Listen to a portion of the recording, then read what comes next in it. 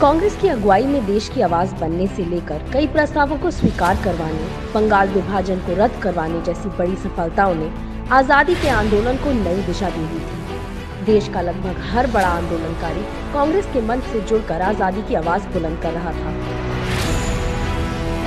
सफलता के इन्हीं मजबूत एवं महत्वपूर्ण कदमों के बीच 1912 का बांकीपुर अधिवेशन संपन्न हुआ। इसी अधिवेशन में पहली बार एक डेलीगेट के रूप में पंडित जवाहरलाल नेहरू जी ने हिस्सा लिया।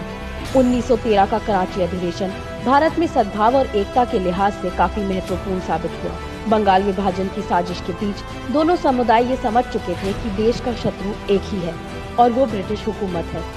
उसकी लाठी और गोलियां धर्म देखकर किसी को नहीं छोड़ती हैं। इसी अधिवेशन में बकायदा सांप्रदायिक सद्भाव और साझी लड़ाई का एक प्रस्ताव पारित किया गया ताकि अंग्रेजों का विभाजनकारी एजेंडा सफल न हो सके।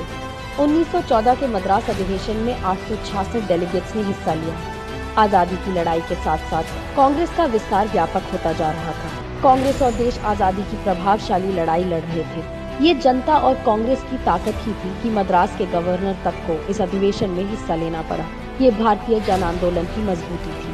एसपी सिन्हा की अध्यक्षता में 1915 का बॉम्बे अधिवेशन स्वतंत्रता संग्राम के लिहाज से बेहद महत्वपूर्ण साबित हुआ। इस अधिवेशन में कांग्रेस के संविधान में बदलाव किया गया और कांग्रेस की ताकत दुगनी हुई। भाग लेने वाले सदस्यों की संख्या बढ़कर 2259 हो गई और इससे आजादी के आंदोलन को गति मिली। हम देख सकते हैं कि आजादी के आंदोलन में कांग्रेस की मजबूती देश और जनता की ताकत बन रही थी। अंग्रेज भी जानते थे कि कांग्रेस के मजबूत होने का मतलब है भारत को ताकत मिलना और ब्रिटिश हुकूमत की नींव कमजोर होना। और ब्रिटिश हुकूमत की इस नींव को खोखला करने के लिए इसी 1915 की कड़कड़ाती ठंड में आजादी का महानायक भारत भूमि पर आ चुका था और बहुत जल्द देश का भविष्य बदलने वाला। जय Hind. Write to us with your ideas and feedback at dharohar@inc.in.